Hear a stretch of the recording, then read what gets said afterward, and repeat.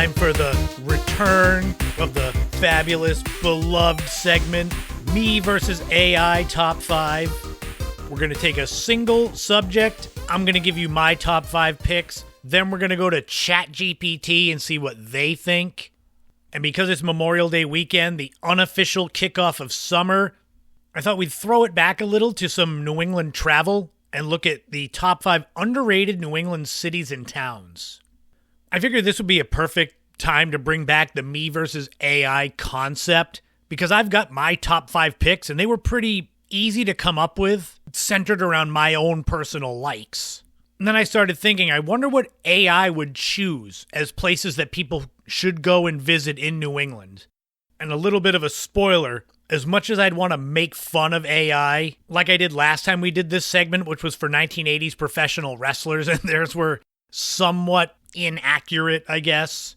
AI didn't do a bad job with these. I'll just say that. Because we're doing me and AI, doing top 5s, there won't be any honorable mentions for either. But I'll start off with my top 5, then we'll do ChatGPT, and you can be the judge as to who's got the better top 5. So let me start off with number 1, Machias, Maine. This is a small town in down east Maine. Their population is just over 2,000.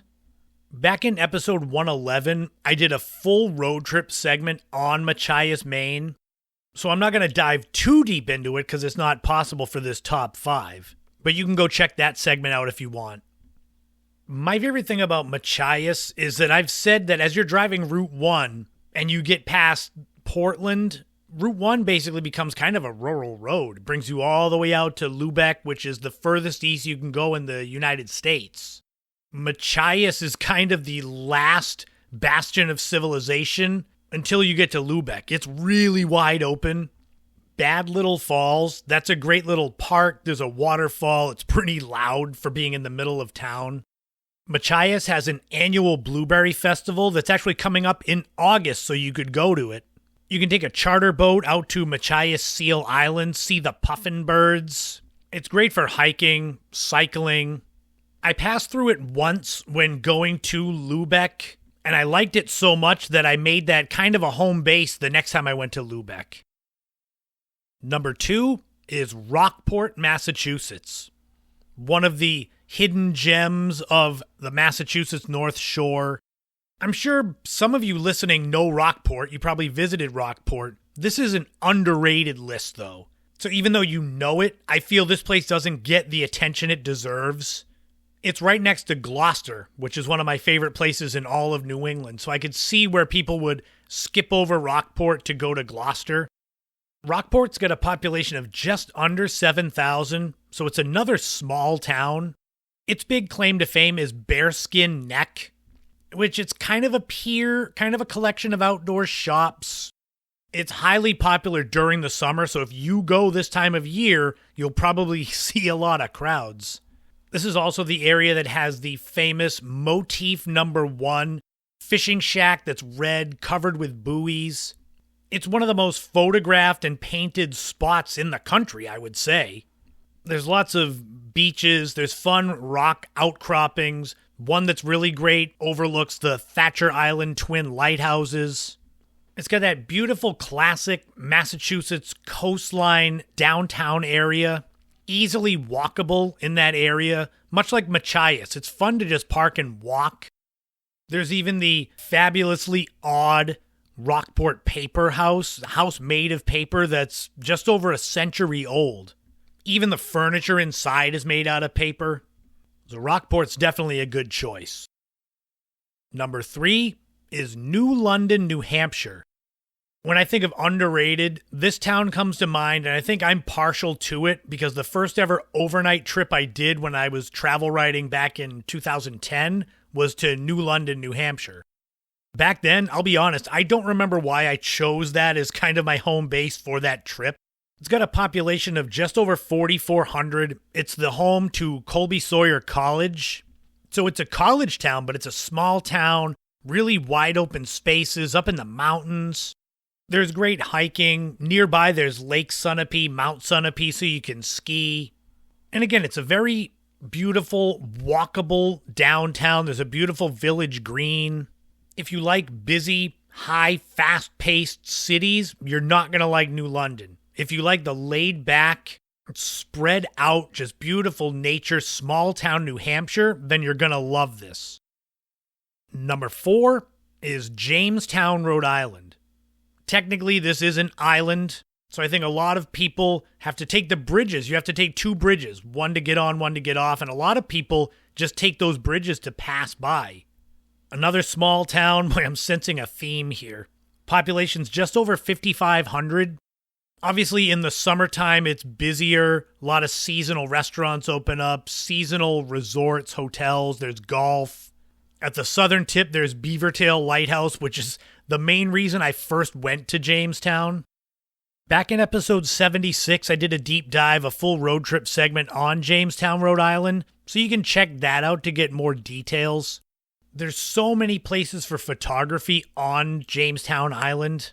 That's what drew me to it in the first place. So instead of passing over the 2 bridges, stop and take a little time to enjoy Jamestown. And finally, for me, my number 5 underrated New England city and town is Stockbridge, Massachusetts. This here is a throwback to the very first episode of the podcast. The very first road trip segment I did was Stockbridge, Massachusetts. The population is just a tick over 2,000 people. It's out there in the Berkshires, western Massachusetts. This has one of the best main streets, downtown areas to walk.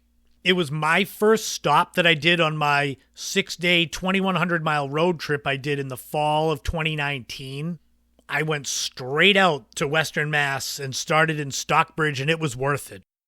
It's got the Norman Rockwell Museum, the Nomkeg Mansion, and the National Shrine of the Divine Mercy. You don't have to be into religion or anything to go to see that. There's a lot of beautiful architecture there. So those were my top 5. But oh boy, here we go. What does ChatGPT think are the top 5 underrated New England cities and towns? I debated running all of this text that I got from ChatGPT through some kind of AI voice. And maybe I'll do a separate video where I do that. But for this right now, it's going to be me reading it. So let's do the ChatGPT top 5, starting with their number 1, Bennington, Vermont. According to ChatGPT, Bennington offers a blend of history, culture, and outdoor beauty. Visitors can explore the Bennington Battle Monument, the Old First Church, and the Bennington Museum. The surrounding Green Mountains provide opportunities for hiking, skiing, and enjoying scenic drives along Vermont's back roads. A fun little side note about Bennington that I might never be able to share again on this podcast. In 2018, I did a couple of days trip out to the Berkshires, and I had this big grand plan to get sunset photos in Massachusetts, Vermont, and New York because I was right up in that corner where the 3 states' borders intersect. I didn't know the best places to go to try to shoot the sunset, so I got no sunset photo in Massachusetts, none in New York, but I got one in Bennington, Vermont. So I went 1 for 3. ChatGPT's number 2 is Portsmouth, New Hampshire. I don't find this underrated. This is one of my 3 favorite towns in all of New England, but I guess according to AI, it is underrated. Its reasoning, ChatGPT says, Portsmouth's historic charm, bustling waterfront, and vibrant art scene make it a delightful destination. Travelers can wander through Market Square, visit Strawberry Bank Museum to learn about the city's colonial history, and take scenic boat tours along the Piscataqua River. That's good. I would also throw in the Fort Constitution Historical Site and Portsmouth Lighthouse, even though they're temporarily closed, but go there when they're open. ChatGPT's number 3 is Stowe, Vermont. Again, I don't find this spot underrated, but what do I know? I'm not as smart as AI, I guess. ChatGPT says, why visit? Known for its world-class skiing in the winter, Stowe is a year-round destination offering outdoor adventures, picturesque landscapes, and charming village vibes. Visitors can hike through Smuggler's Notch State Park, bike along the Stowe Recreation Path, or explore local breweries and artisan shops. Well, wasn't that nice and concise?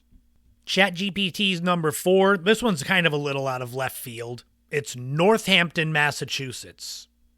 This is out in Western Mass, out near UMass Amherst, just north of Springfield. ChatGPT says Northampton's progressive atmosphere, diverse culture, and artistic community make it a unique destination. Travelers can browse independent bookstores, catch live music at cozy venues like the Parlor Room, or hike to the summit of Mount Tom for panoramic views of the Pioneer Valley. Finally, for ChatGPT's number 5, finally we agree on something. Their number 5 is Rockport, Massachusetts. You already heard what I had to say about Rockport.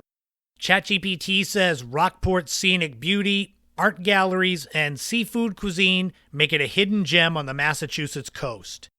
Visitors can explore the iconic motif number 1, relax on Front Beach, or embark on a whale-watching tour from nearby Gloucester. No mention of shopping at Bearskin Neck, but you already heard me say it. So there you go, the end of me versus AI top 5. Who had the better top 5? You've got mine, Machias, Maine, Rockport, Massachusetts, New London, New Hampshire, Jamestown, Rhode Island, and Stockbridge, Massachusetts. Or you've got ChatGPT's with Bennington, Vermont, Portsmouth, New Hampshire, Stowe, Vermont, Northampton, Massachusetts, and Rockport, Massachusetts. Let me know who you think won the me versus AI battle. And the next time I find a topic that's kind of appropriate for this, I'll bring it back again.